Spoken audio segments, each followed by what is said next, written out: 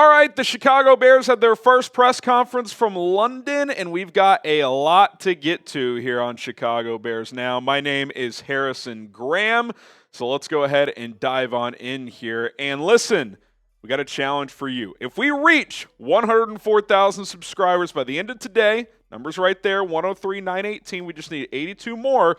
We'll be live an hour and 15 minutes before kickoff on Sunday. Bright and early, 7:15. I was talking to Colin. We were thinking, maybe we just do an hour, 45 minutes, but we'll stick to our hour 15 if we reach 104,000 subs today. So if you want us to do that, hit that subscribe button right now. All right, Jaquan Brisker officially out on Sunday. Ryan Poles spoke to the media and announced that they're going to go ahead and hold him out. I mentioned yesterday it's pretty unlikely and abnormal these days when a player suffers a concussion on one Sunday and plays the next Sunday anyway with the new 5-step protocol and just with the logistics of flying him over. Even if he did clear by Friday or Saturday, like you're going to fly him over 7-8 hours, then ask him to play. I just, with the bye week next week, I think it makes way too much sense. Like rest up. He's had a couple of concussions in the past. Get ready for week 8. Like I think that's the way to go. So that's what they're going to do here. He's not going to play against Jacksonville. And obviously it'll either be Elijah Hicks or Jonathan Owens. I would go with Owens starting next to Kevin Byard, but we'll see what Matt Eberflus and company do on that front. But no Jaquan Brisker as he is out. Also, Zacch, Pickens, Terell Smith, who didn't make the trip to London, they are out as well. They will not play in this one. And, I think it's one of those deals where if, especially with the traveling and the bye week next week, if this week, given this week off, and then you have the extra week to rest up, hopefully all three of these players can return for Week 8 against the Commanders. Some other injury updates with some players on IR. Let's start with Jacob Martin. Ryan Poles said the Bears are opening his 21-day practice window today. He is in London. He will be practicing, so is a possibility that he could be activated for Sunday. Now, we'll see if that ends up being the case. Pretty interesting that they would start the practice window before the bye week, especially considering that I think the Bears' defensive line's been pretty good. So that's something to monitor. Could that mean a guy like Daniel Hardy's roster spot could be in jeopardy when he returns? Would they go ahead and cut Kari Blasingame, who I've mentioned is a cut candidate since he's been a healthy scratch?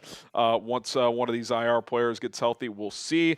Doesn't mean they're going to activate him for this week, but the 21-day practice window is starting, so they are ramping him up. Okay, Ryan Bates and Larry Borom. Poles said that both are getting closer.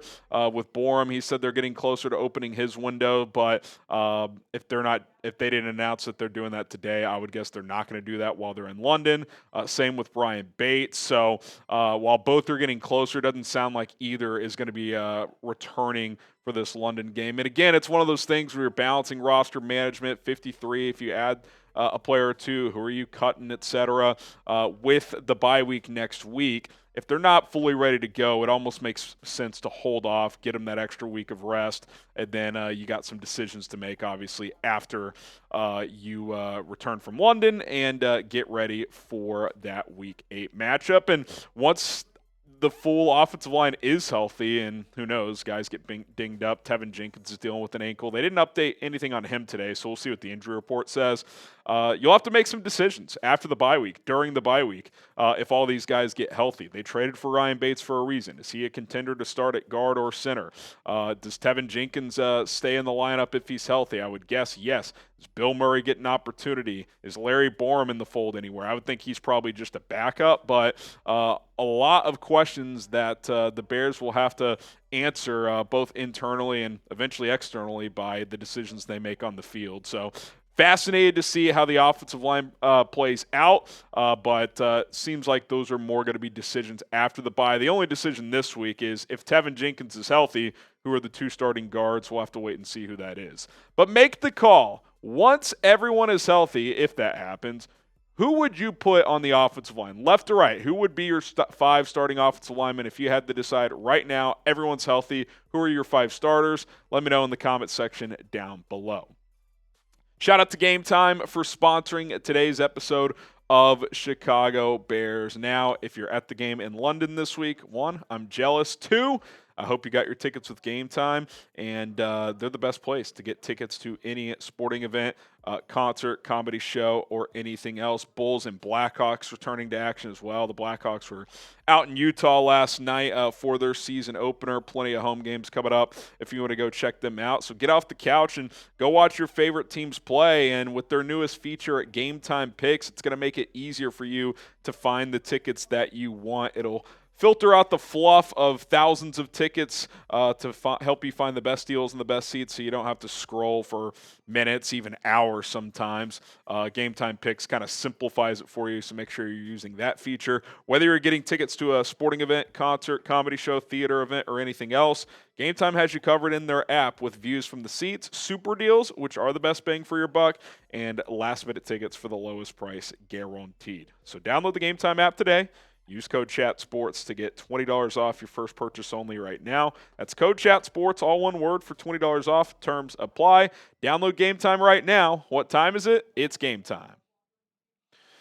All right, the Bears also made a roster move to the practice squad, bringing back a familiar face, Tommy Sweeney. He is on the practice squad. If you remember, he spent the offseason and the preseason with the team. And I'll be honest, I thought he looked good in the preseason. I remember thinking, man, every week he's making plays. Like him and Brendan Bates, I remember debating between those two, who's the best option to potentially be this team's fourth tight end. And obviously they cut both. Bates got picked up by the Jets. Sweeney did not.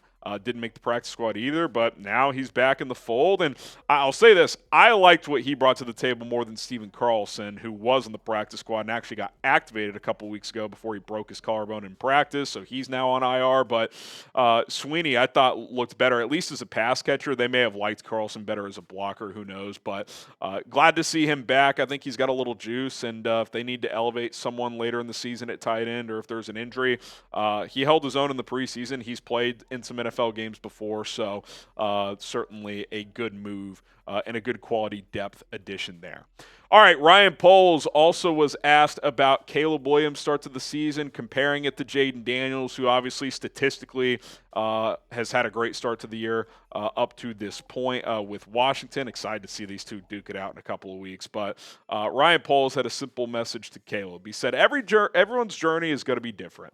I think the important thing is for Caleb to understand that as well and to run his own race. And he's done that well in terms of just focusing on how can I get better? How can I put our team in a position to win games? And I think it's really well said. Like, there's no reason to compare yourself to Jayden 5 weeks in. It just isn't productive. And what is productive is the improvements he's making, the focus, the strides, the command you're seeing more and more of at the line of scrimmage, the decision-making. He's really, really gotten more sharp as the season has gone on. The stats bear that out. The eye test bears that out. The confidence bears that out. The way his teammates and coaches talk about him bear that out.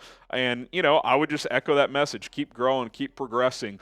Everyone's start to a career is different. What's true in week 1's not true in week 5. And this is, by the way, is not to take anything away from Jayden. Like, what he's been able to do in Washington through 5 weeks has been awesome. And both these guys, I think, are doing really well. And I think Washington's very happy with what they have. I think the Bears are very happy with what they have. So, you know, they'll be compared forever, obviously. But 5 weeks in, you know, to make any kind of long-term declarations is silly. We're obviously focused on Caleb and his growth, and what he's done, especially these last 2.5 games, has been really, really exciting to see, and hopefully that continues in London on Sunday. If you're excited about Caleb's growth, type 18 in the comment section down below. I know I'm fired up about it. DJ Moore hopped on 670 The Score on Monday and said he's playing lights out, so he feels good about it, and the Bears do too. The vibes are high right now, and time to go get a win in London and keep those vibes going into the bye week before a big matchup with Washington and Jayden Daniels in 2 weeks. All right, I'm Harrison Graham. Thanks to everybody for tuning in to this episode of Chicago Bears Now. If there's no breaking news, we'll probably have our preview episode this afternoon, so stay tuned for that. Be sure to subscribe and turn on notifications. Let's hit 104,000 subs. That way we get an extended pregame show on Sunday.